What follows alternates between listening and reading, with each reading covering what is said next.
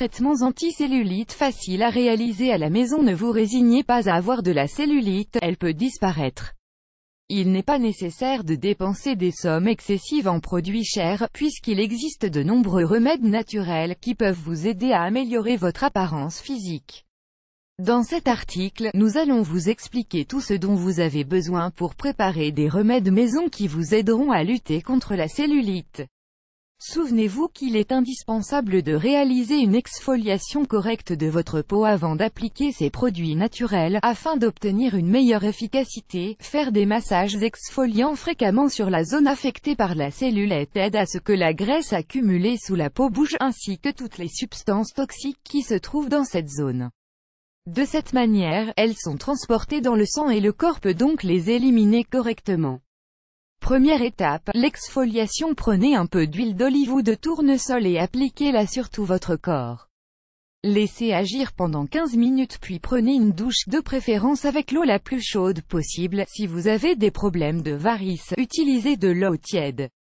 Ensuite, lavez bien avec un savon neutre et une éponge végétale ou une brosse de crin naturelle toute la zone affectée par la cellulite. Grâce à ce traitement exfoliant, vous pourrez éliminer toutes les cellules mortes de la peau, ce qui permettra d'ouvrir les pores. De cette manière, les remèdes que vous utilisez contre la cellulite pourront mieux pénétrer dans votre corps. N'oubliez pas qu'au moment d'exfolier la peau, vous devez l'humidifier à la fin, de préférence avec des huiles régénératrices comme l'huile d'olive ou de rosier.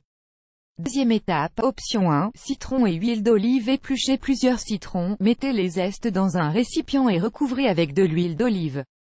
Fermez le récipient et laissez macérer dans un endroit froid et sombre pendant une semaine. Le récipient dans lequel vous gardez ce mélange doit avoir été préalablement stérilisé afin d'éviter que la préparation ne soit contaminée par d'autres substances. Au bout d'une semaine, vous pouvez ouvrir le récipient, en filtrer la préparation et la diluer dans de l'huile d'olive à nouveau, en prenant soin d'utiliser les mêmes quantités. Souvenez-vous que le citron doit être dilué car il contient de fortes propriétés astringentes, qu'il est très caustique et qu'il pourrait alors affecter votre peau.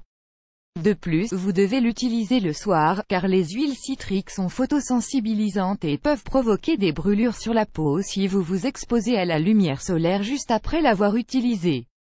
Deuxième étape, option 2, les noyaux d'avocat. Une autre préparation macérée que vous pouvez utiliser est celle de l'avocat.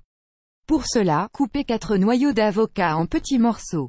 Souvenez-nous que les noyaux d'avocat sont durs et qu'il faut les couper en tout petits morceaux avant de les mettre dans le robot mixeur afin de ne pas l'endommager. Si vous n'avez pas de machine chez vous, vous pouvez utiliser une râpe. Ensuite, mettez les noyaux écrasés dans un récipient et ajoutez peu à peu l'huile d'olive, d'amande ou de tournesol, selon celle que vous préférez. Couvrez la préparation et laissez-la reposer pendant 3 jours dans un endroit qui soit de préférence sombre et frais.